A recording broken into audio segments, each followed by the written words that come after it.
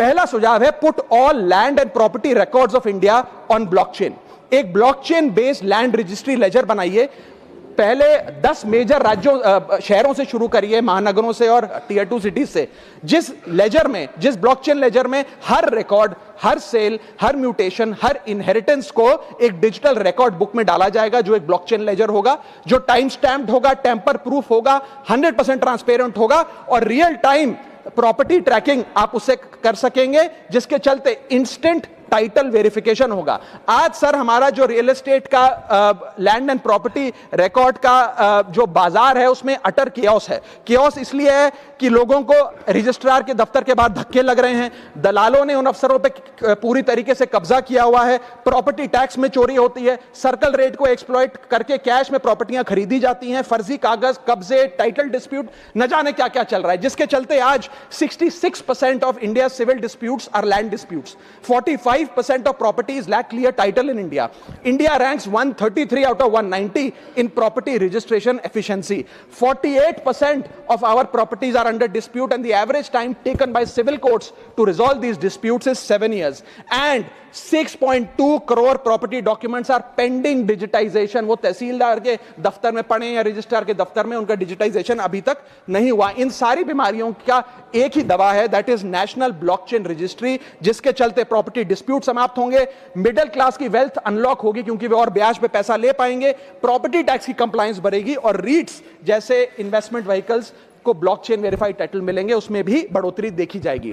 इसी के साथ साथ सर दुनिया के कई देशों ने इसे लागू कर दिया है। स्वीडन में यह लागू है, जहां पर एक दिन में आप प्रॉपर्टी का ट्रांजैक्शन कंप्लीट कर सकते हैं, वहां डिस्प्यूट रेट 2% है। जॉर्जिया में है, जहां 3 दिन में प्रॉपर्टी का ट्रांजैक्शन खत्म हो जाता है, डिस्प्यूट रेट 1% है। और यूएई में है, जहां 10 मिनट में आप अपनी प्रॉपर्टी खरीद बेच सकते हैं, वहां डिस्प्यूट रेट 1% से भी नीचे। और वहां हिंदुस्तान में प्रॉपर्टी बेचनी हो तो 2 से 6 महीने लगते हैं और 48% डिस्प्यूट रेट है।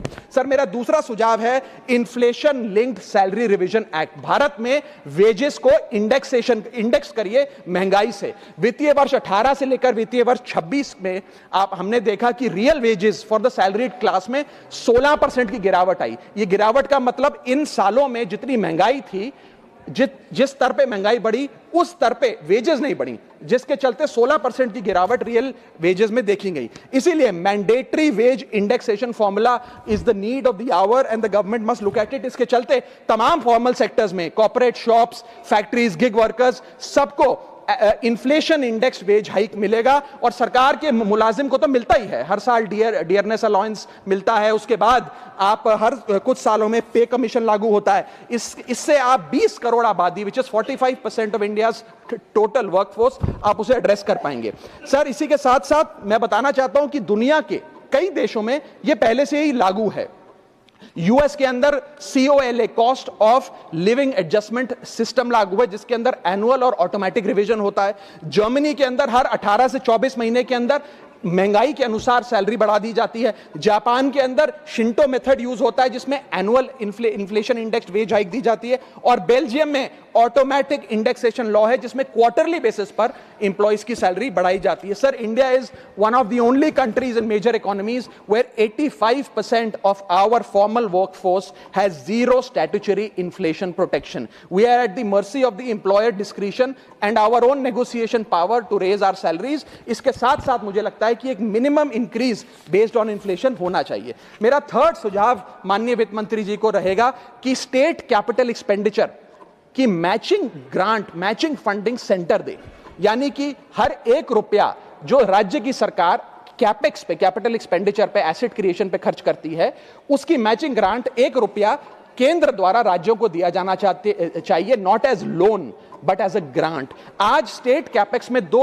बॉटलनेक्स है। पहला बॉटलनेक है बोरोइंग कैप, यानी कि कोई भी राज्य अपने स्टेट जीडीपी से 3% से ज्यादा ब्याज पर पैसा नहीं ले सकता, वो कैपेक्स पे नहीं खर्च करता, वो तमाम तरीके के ऑपरेशनल खर्चे करता है। और सेकंड प्रॉब्लम है कि अगर केंद्र सरकार पैसा देती भी है राज्यों को कैपेक्स के लिए, वो लोन की सूरत में देती है और कंडीशनल लोन की किस एसेट पे कितना खर्च होगा, एक कंडीशनल लोन दिया जाता है। मेरा सुझाव है that replace this loan with conditions given by the centre to grant with trust grant based on trust by the centre. Sir, centre को आने वाले 5 वर्षों के लिए 1.5 लाख करोड़ आवंटित करना चाहिए, not as loan but as these capex grants, ताकि राज्यों में सड़कें बने, इरिगेशन नेटवर्क बने, लोकल पावर इंफ्रास्ट्रक्चर बने, ड्रिंकिंग वाटर सैनिटेशन हो और अर्बन इंफ्रास्ट्रक्चर में एसेट क्रिएशन, एसेट फॉर्मेशन किया जाए।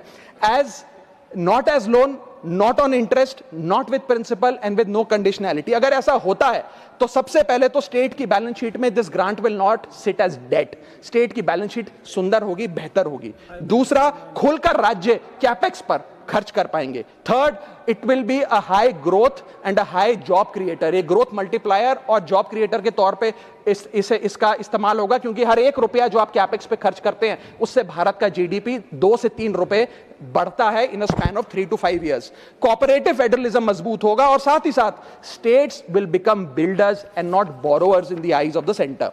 सर, मेरा चौथा सुझाव जो माननीय वित्त मंत्री जी के लिए है वो ये है कि legalise virtual digital assets as an asset class. India में अभी सर वैसे ही डी फैक्टो लीगलाइज टैक्सेशन है वर्चुअल डिजिटल एसेट्स, यानी कि crypto currency, stable coin etcetera, क्योंकि अगर उनकी खरीद बेच पर कोई मुनाफा होता है तो 30% फ्लैट इनकम टैक्स लगता है और 1% ट्रांजैक्शन टैक्स जो अपनी वस्तु बेच रहा है उसे सरकार को जमा कराना पड़ता है। But they are somehow not recognised as an asset class. VDS जो वर्चुअल डिजिटल एसेट्स है, इन्हें एक एसेट क्लास का दर्जा नहीं दिया गया, जिसके चलते कोई डेडिकेटेड लाइसेंसिंग लॉ नहीं है, कोई क्लियर कंज्यूमर या इन्वेस्टर प्रोटेक्शन कानून नहीं है, एएमएल कानून यानी कि एंटी मनी लॉन्ड्रिंग गाइडलाइंस और डायरेक्शंस इस एसेट क्लास के लिए नहीं है, and there is of course no explicit legal classification. As a result what has happened is that 4.8 lakh crore trade in this virtual digital assets has moved offshore. Bharat के बाहर निकलकर वो अन्य देशों में, दुबई, सिंगापुर, मलेशिया और अन्य देशों में इसका ट्रेड हो रहा है जो भारतीय कर रहे हैं। Second thing that has happened is that 73% of India's crypto trading volume in financial year 25 has moved to offshore exchanges. What has further happened is that 180 virtual digital asset startups have moved to countries like Dubai and Singapore, and as a result जो देश, भारत देश के 12 करोड़ ऐसे लोग हैं जो इन virtual digital assets में, crypto में, आरडब्ल्यूए यानी कि रियल वर्ल्ड एसेट में, स्टेबल कॉइन में इन्वेस्ट करना चाहते हैं, वो ऑफशोर जाकर इन्वेस्ट कर रहे हैं। जरूरत है कि हम कंप्लायंस हिंदुस्तान में लागू करें, उसे हेविली रेगुलेट करें, लेकिन उसे ऑनशोर लाएं। इसके चलते अगर ऐसा होता है तो सरकार के खजाने में 15 से 20 हजार करोड़ रुपए का इजाफा होगा, उन्हें उतना टैक्स मिलेगा। और इसी के साथ साथ मैं सरकार को कहना चाहता हूं that we currently tax these virtual digital assets as if they are legal, but we regulate them as if they are illegal। मेरा सुझाव है कि इसे heavily regulate करिए, रिंग फेंस करिए इस इकोसिस्टम को, AML गाइडलाइंस यानी कि एंटी मनी लॉन्ड्रिंग कानून और मजबूत करिए, लेकिन prohibition is not protection, regulation is protection। Thank you so much, sir। Thank you। धन्यवाद माननीय राघव चड्ढा जी।